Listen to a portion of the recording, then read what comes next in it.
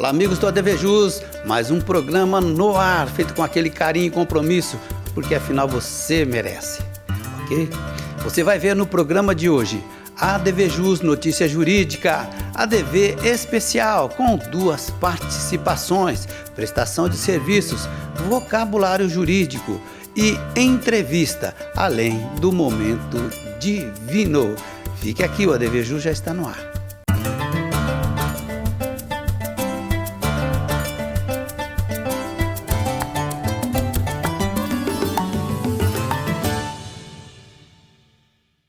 Ok, iniciando o nosso programa, a gente sempre inicia com uma notícia de cunho jurídico, né? E aqui separamos para você esta aqui, ó.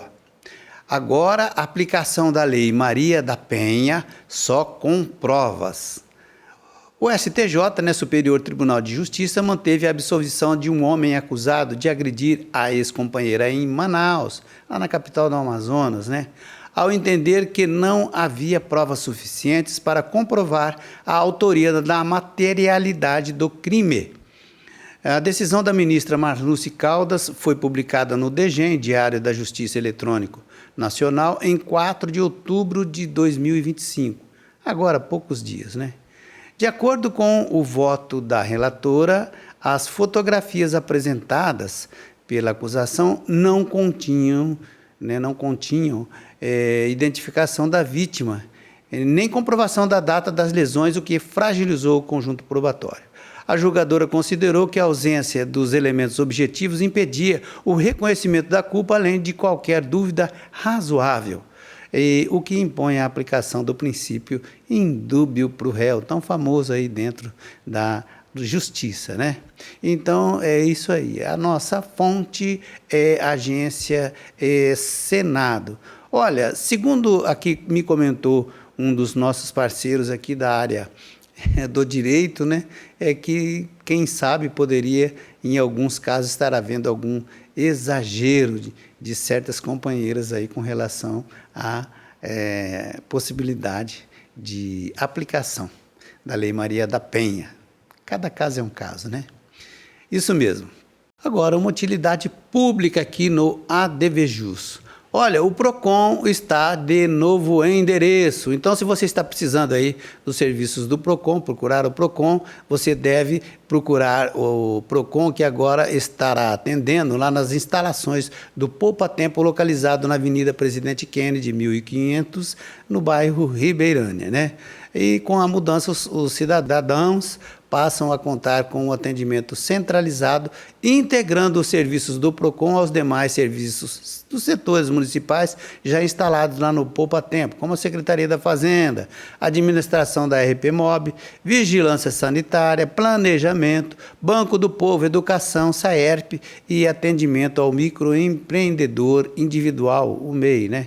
A iniciativa tem como objetivo oferecer mais conforto, praticidade, agilidade aos consumidores, reunindo em um único espaço diversos serviços públicos de interesse da população, tá?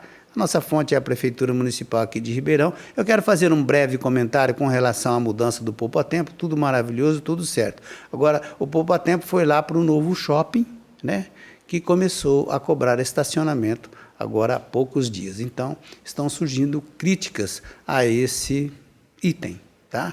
Aí você pode dar a sua opinião. Sequência do nosso programa, agora vamos falar de ADV Especial, Direito Imobiliário, com o Dr. Luiz Felipe Arcângelo. Confira. Olá, amigos do ADVJus. Hoje responderemos a seguinte indagação. O corretor de imóveis, ele realiza a due diligence imobiliária? O corretor de imóveis, ele tem o dever de apresentar as certidões negativas para trazer segurança jurídica ao negócio. Mas são os profissionais especializados em direito imobiliário que irão analisar todos os apontamentos relativos a um imóvel e aos vendedores, de modo que diminua ao máximo o risco envolvendo a aquisição ou venda do imóvel.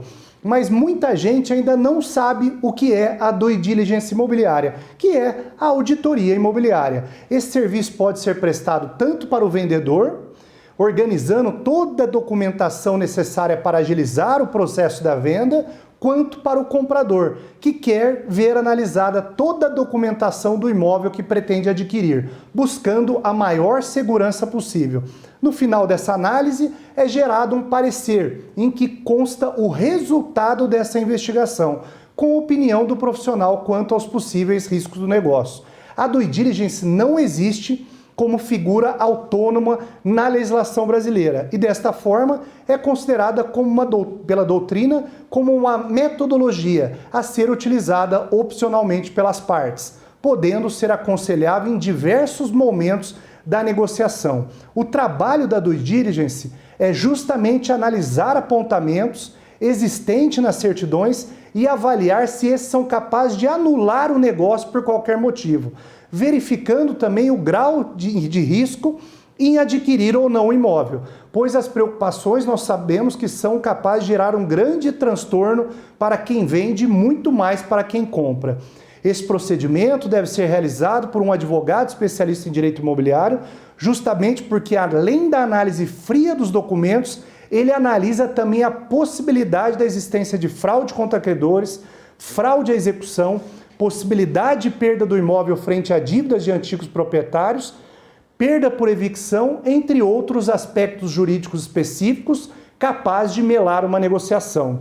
Mas a due diligence não serve apenas para achar problemas e engessar os negócios imobiliários, desaconselhando as operações. Ela também pode estimular a realização dos negócios imobiliários. Em breve, retornaremos com mais direito imobiliário aqui no ADV Especial. Um abraço e até a próxima. Ok, muito obrigado, doutor. Meus amigos, agora vocabulário jurídico, momento do desafio aqui em nosso programa. A pergunta é simples para os advogados, advogadas que com certeza vão saber o que significa, né? Mas o pessoal que nos acompanha, especialmente pela TV, né, não vai, às vezes, se lembrar ou saber o que significa citra petita.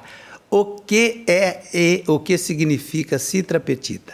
A resposta no intervalinho, prometo, ok? É isso mesmo. Sequência do ADV Jus TV. Agora, prática processual penal, com o doutor Joaquim Romão Neto. Confira. Olá, amigos do ADV Jus. A população idosa cresce, mas junto com o envelhecimento, aumentam também os casos de violência, muitas vezes praticada por quem deveria cuidar. Isso levanta uma questão importante, especialmente para a prática processual penal. É possível aplicar em favor do idoso as medidas protetivas de urgência, semelhantes às previstas na Lei Maria da Penha? Bom, a resposta é sim. É possível e necessário. E os tribunais têm reconhecido que o idoso, independentemente do gênero da vítima, ele merece proteção imediata e efetiva, assim como a mulher em situação de vulnerabilidade, aplicando-se medidas protetivas com base no Estatuto do Idoso e também, por analogia, então, à Lei Maria da Penha. É certo que o Estatuto do Idoso ele já prevê proteção contra qualquer forma de negligência, de violência física, psicológica, patrimonial ou abandono. No entanto, o Estatuto do Idoso, a lei é genérica quanto a essa forma imediata de atuação do Estado. Ela não detalha ali os instrumentos urgentes de proteção, nem traz prazos curtos como a Lei Maria da Penha, que determina então que o juiz analise o pedido de medidas protetivas em até 48 horas. Por isso, a aplicação por analogia da Lei Maria da Penha, ela vem sendo admitida pela Justiça como uma forma de garantir uma resposta rápida e eficaz em situações de violência contra os idosos. Ou seja, diante da violência, o juiz pode e deve agir com a mesma urgência que agiria se fosse um caso amparado pela Lei Maria da Penha. Essa analogia ela é legítima, porque a finalidade das duas leis é a mesma, é interromper o ciclo de violência doméstica e proteger quem está em situação de vulnerabilidade. Logo, negar a aplicação por analogia das medidas protetivas da Maria da Penha seria criar uma lacuna injustificável, deixando o idoso sem essa proteção imediata. Por exemplo, quando o idoso é agredido ou ameaçado por um familiar, um cuidador ou alguém com quem convive, a estrutura de violência ela é idêntica àquela enfrentada pelas mulheres em situação de violência doméstica. Então, podem ser estendidas as medidas que incluem, por exemplo, o afastamento do agressor do lar, proibição de contato ou de aproximação, ou até o encaminhamento da vítima para os abrigos e instituições de acolhimento. E aqui vai um ponto essencial. O descumprimento dessas medidas é grave. E quando o agressor ignora essa ordem judicial e volta a se aproximar, ameaçar, invadir aquele espaço da vítima, o juiz pode até mesmo determinar a prisão preventiva para garantir a efetividade da proteção e segurança do idoso. Para os advogados, operadores do direito, para a sociedade em geral, é urgente compreender que a pessoa idosa tem direito a essa proteção especial e faz toda a diferença, então, aplicar os mecanismos existentes de forma correta e eficaz. Se você conhece alguém que está vivenciando uma situação de violência ou risco contra os idosos, procure o apoio jurídico, social ou policial, porque a proteção existe e ela deve ser acionada. Muito agradecido pela sua atenção. Até o próximo ADV Especial. Ok, muito obrigado, doutor. Meus amigos, agora nós vamos fazer um ligeiro intervalo, né? Mas eu quero te chamar, né? Te convidar para você vir participar aqui conosco do ADVJus, do ADV Especial, você sendo da área jurídica, ok? Será um prazer. Se você é também da perícia, estamos te esperando aqui, ok? É isso aí. O intervalinho nosso é curtinho, voltamos na sequência. Conto com você.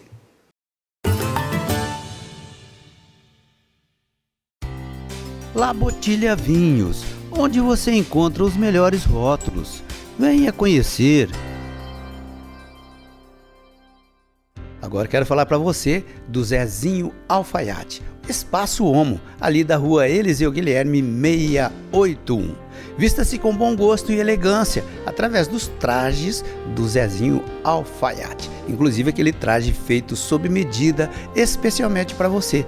Isso mesmo, no Zezinho Alfaiate você também dispõe ali de confecções já prontas do traje masculino, daquela forma que você procura, com aquele atendimento mais que especial. Zezinho Alfaiate, na Eliseu Guilherme 681. Faça como eu, vista-se com elegância com os trajes do Espaço Uon. Arcângelo Imóveis, venda, locação e administração, compromisso e confiança. Arcângelo Imóveis. O que significa citra petita? Citra petita significa menos do que foi pedido. É uma característica atribuída a uma sentença quando ela não analisa algum pedido formulado pelo autor. Voltamos com o segundo bloco do ADVJus TV. Meus amigos, olha, eu quero convidá-lo para que você fique ligadinho nessa entrevista sensacional que o ADVJus vai levar ao ar nesse instante. É uma entrevista sobre IA, sobre esse assunto do momento, né? E justamente a gente fez uma entrevista com, vamos dizer assim, a pessoa mais especializada, principalmente com viés, né, na área do direito, né, da inteligência artificial, o doutor Tiago Massicano. Ele, inclusive, é presidente, né, da OAB, lá da subseção, né, da OAB do Tatuapé, lá na capital paulista. Dr. Tiago Massicano, especialista em inteligência artificial. Excelente. Você vai ver a primeira parte hoje, tá? A segunda no outro ADVJus. Veja. Com certeza, doutor. E a pauta que separamos hoje é justamente o tema de uma palestra proferida aqui na 12ª subseção pelo doutor Tiago, né? Inteligência artificial na advocacia. Antes, porém, eu quero fazer um pequeno agradecimento aqui, um parênteses, né? Para agradecer a doutora Marília Ostini, ela é presidente da Comissão de Direito Digital, Internet e Tecnologia da OAB aqui de Ribeirão Preto, que nos deu o apoio logístico para que fosse possível a gente ter a presença aqui do nosso convidado. E também um abraço especial ao presidente da OAB aqui de Ribeirão Preto, doutor Alexandre Silveira. Doutor Tiago, esse assunto realmente é muito caro, né? Um assunto extremamente novo, né?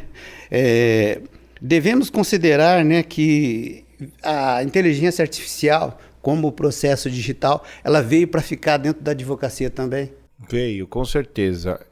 A inteligência artificial, eu sou um ávido e contumaz aprendiz sobre esse tema que é tão atual, né? Inteligência artificial, eu tenho trabalhado com ela desde 2022 e agora que ela tomou uma proporção muito maior. E o que a gente percebe é que a advocacia ainda está se mentalizando com esse tipo de tema, né? Então, é um tema que hoje estou aqui para dar palestra com o convite do Alexandre Silveira, meu amigo. Um grande abraço, presidente aqui da subseção de Ribeirão Preto. E eu já dei esse ano eu já dei 57 palestras desse tema. É mais um motivo de alegria aqui pra gente, que 57. saber aí dessa pauta tão apertada, o senhor separou gentilmente aí esse espaço para a gente falar um pouquinho aqui, né? O que podemos considerar como os principais fundamentos, né, da IA, doutor? Aí, no sentido aí de conceito, tecnologia, uma breve pincelada, doutor. Bem, eu digo sempre que a inteligência artificial não vai acabar com a advocacia, Marco. Que bom. Mas ela vai deixar... os advogados que não utilizarem vão deixar Ela vai ser um divisor de água. Vai ser um divisor. Você não vai conseguir advogar sem a inteligência artificial. É a mesma coisa que eu dizer para você que quem não tem computador hoje realmente não advoga, né? Então, essa é a tendência hoje do mercado. A inteligência artificial vai ser um divisor realmente de águas das pessoas que têm o conhecimento que utilizem e das pessoas que não utilizam e não querem. Verdade, o próprio processo digital, né, o processo eletrônico, já fez uma peneirada, né, doutor? Já. Certificação digital, né? Verdade, é isso mesmo. Então, agora com relação, né, à implementação da inteligência artificial no direito, né, o que deve ser observado assim, como métodos, né, ferramentas, né, porque a gente sabe que isso tem que ser levado a sério. A maior dificuldade hoje da advocacia, que eu percebo nitidamente em todas as subseções que eu visito, é que ele não sabe utilizar da forma adequada a utilização da inteligência artificial. Então, assim, é normal você ver perguntas como: doutor, ele cria jurisprudência, ele inventa, ele alucina, e isso não serve para nós. Lógico. Então, e aí eu bato no contraponto dizendo: como é que você está utilizando? Você está utilizando da forma correta? Ele falou: não, é o que eu ouvi dizer, que me falaram, e é que eu estou aprendendo. Então, o que realmente precisa é ter uma qualificação dos advogados para a utilização consciente da inteligência artificial, que é uma ferramenta que é espetacular se você usar com parcimônia. É verdade, o que o senhor está falando é o seguinte, que os desafios são realmente enormes, né, doutor? Mas nós vamos ter muitos impactos, né, nas práticas jurídicas, com certeza. Mas com mais clarividência ainda, vamos ter aí muitos benefícios. Sim, muitos benefícios. A facilidade que a inteligência artificial oferece ao advogado é espetacular, principalmente por uma questão que tem uma grande dificuldade de advocacia: tempo. O advogado sempre está correndo atrás de prazo, sempre está correndo atrás de tempo, ele está sempre fazendo os prazos no seu limite ali, né? E a inteligência artificial ela vem para substituir questões que são burocráticas, administrativas, questões que são corriqueiras do dia a dia: puxar publicação, responder e-mail, conversar sobre processo, fazer relatório, que são atividades administrativas de uma área jurídica, mas que não necessariamente precisam ser feitas por um advogado capacitado. E isso tudo é substituído pela inteligência artificial, otimizando assim o tempo do advogado. É verdade. Doutor, agora no viés contrário, né, o advogado se prepara efetivamente ali, como o senhor mesmo já se reportou, ele tem que buscar conhecimento para ele poder utilizar de uma maneira efetiva, né, a IA. Né? Agora, no sentido contrário, o que podemos esperar com relação, né, à atuação de servidores e julgadores da justiça, né? Que a gente se prepara, né, e como é que vai fazer lá, né? O que a gente percebe é que os tribunais de justiça já estão se precavendo com relação à utilização da inteligência artificial. Então a gente já vê o STF se movimentando, ele já tem uma tecnologia de inteligência artificial específica para eles, chamado Victor. O TRT2 já está implantando uma nova inteligência artificial. Todos os tribunais já estão se adequando a essa nova realidade, essa é a verdade. Alguns juízes ou outros utilizam inteligências artificiais complementares, mas a ideia é utilizar a inteligência artificial concentrada naquele nicho que os tribunais vêm aplicando. E será que nós vamos ter assim uma sintonia, né, da utilização ou mesmo da forma de atuação dos tribunais, um em relação ao outro? Eu acho que vai ter uma sintonia. Hoje, na verdade, a inteligência artificial ela meio que padroniza, né? Bom. Essa é a ideia da padronização. A gente pega, por exemplo, um Tribunal de Justiça como o de São Paulo, a gente tem inúmeras decisões de juízes de primeira instância totalmente diferentes daqui de Ribeirão até São Paulo. Você pega muita decisão de um mesmo assunto com vários formatos diferentes. E a inteligência artificial, eles têm um projeto de receber o juiz, quando ele receber a demanda processual, ele já vê como é que todos os juízes dali já estão procedendo com aquele tipo de decisão, e a inteligência artificial vai sugerir estratégias que já seguem uma tendência do próprio tribunal, observado, obviamente, a capacidade do juiz da sua convicção, mas deixando ali a subentendido quais são os caminhos que vêm adotando os tribunais naquele sentido daquela ação, daquela demanda judicial. Certo. Então, doutor, nesse sentido, né, nós temos a jurimetria, né, e agora chega a IA para facilitar a elaboração de documentos e pesquisa, né, da própria jurisprudência. O advogado não vai precisar pensar mais, doutor? Eu acho que a questão de pensar, ela vai ficar muito adstrita à questão estratégica processual. Essa questão de demanda, jurimetria, cálculo de risco da demanda, como é que um juiz decidiu nos últimos 10 anos, tudo isso, na verdade, é cálculo aritmético. Sim. O juiz que opina sobre uma condenação de danos morais de 10 mil, ele não vai mudar ali a sua convicção para cima ou para baixo. Ele sempre mantém aquela média. É uma questão estatística, é uma coerência daquilo do que ele tem convicção. E eu acho que seguir essa tendência é o fundamento da jurimetria. Sim. Então, a questão não está adstrita a essa decisão do juiz que já decide desse formato, e sim a convicção. A estratégia jurídica de você chegar aos 10 mil, isso com certeza a inteligência não vai conseguir colocar. Vai caber ao advogado. Então, o grande segredo que eu falo para todos é que a inteligência artificial não vai deixar o advogado sem conhecimento técnico. Quanto mais conhecimento técnico o advogado tiver, melhor ele vai usar a inteligência artificial. Certeza. O conhecimento é tudo, né? Doutor, agora com a realidade, né? Nossa, a gente vive aí num mundo contemporâneo, assim, que parece que a gente está viajando num supersônico, né? A correria, assim, a rapidez que as coisas acontecem, ela é supersônica. E já é possível considerar, né, doutor, que o ainda, né, novo site GPT, assim, frente à IA, ele já está quase que obsoleto?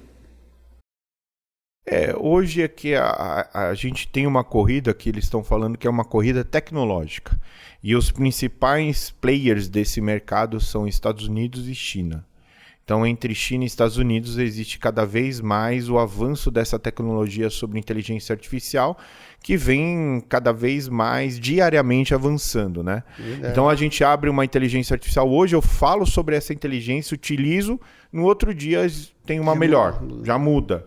Então, essa corrida, ela é benéfica para a sociedade, porque ali eles estão querendo cada vez mais utilizar de uma ferramenta com melhor recurso tecnológico. Agora, infelizmente, a gente não consegue humanamente acompanhar, né?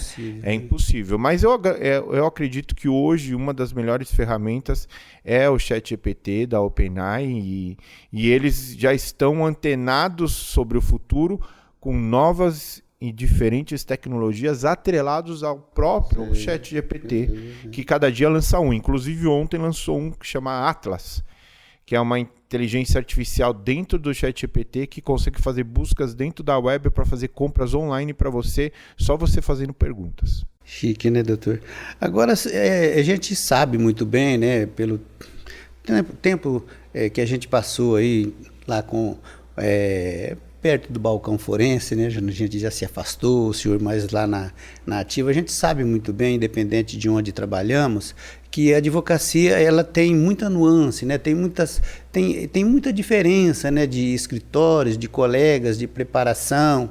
E a gente sabe muito bem que a grande gama, principalmente agora me reporto aí, a escritórios de interior, eles com naturalidade que eu digo isso, eles têm assim uma dificuldade maior aos recursos. Você acha que vai ser possível também aquele escritório mais humilde, aquele colega que está ali, não digo começando, mas aquele colega que tem assim aquela sistemática já de advogado, aquela outra forma, ele também vai conseguir? Ou será que ele vai ser um dos excluídos? Eu acho que ele vai ser exatamente a ponta que vai ligar os grandes escritórios. Porque a ferramenta, por exemplo, o ChatGPT, ela é uma ferramenta muito acessível. A gente está falando de um valor de a partir de R$ 99,00.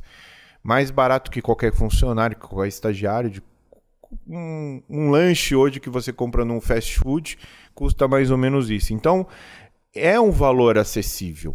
E essa mesma ferramenta ela é utilizada nos grandes escritórios. Sim. Então, existe uma paridade de armas muito grande de tecnologia entre o pequeno com um advogado com um escritório com 200 advogados. Eles usam a mesma tecnologia. Só que o grande segredo é que esse usa a ferramenta com 10% de funcionalidade e os grandes escritórios já sabem como utilizar e utilizam 100%. A gente precisa equiparar o conhecimento técnico da utilização da inteligência artificial para a gente ter uma igualdade aí entre os advogados de 1 ou 2 escritórios e para lá de 200. Ou pelo menos diminuir a distância, né, doutor? Vai diminuir. Então, vai diminuir. Isso é muito interessante. Legal demais, muito interessante, inteligência artificial também na advocacia. Olha, chegamos no finalzinho do ADVJus TV de hoje, momento do sorriso, né? Chamamos aí o divino, momento divino, oferecimento La Botilha. O melhor rótulo é aquele que você gosta. Confira. Esse aqui é o Grape Angel, é um blend feito com Rara Niágara e Merlot. É uma exclusividade da La Botilha aqui em Ribeirão Preto, um vinho com uma coloração de média intensidade, aromas bem delicados, bem frescos, bem jovial. E também no paladar vai ser um vinho bem envolvente, muito redondo, bem cativante. E além disso tem esse lindo anjinho que representei a garrafa. É um vinho que vale muito a pena provar, combina muito bem com comidas de média intensidade, pratos à base de carnes não muito gordas. E é um vinho realmente que vai te impressionar. Vem conhecer aqui na La Botilha. Ok, muito obrigado a sua companhia aqui comigo no ADVJus, que vai voltar breve com um programa inédito, certeza. ADVJus, estou ligado, ADV especial. Vem para cá fazer parte você também. Fortíssimo abraço, até o próximo.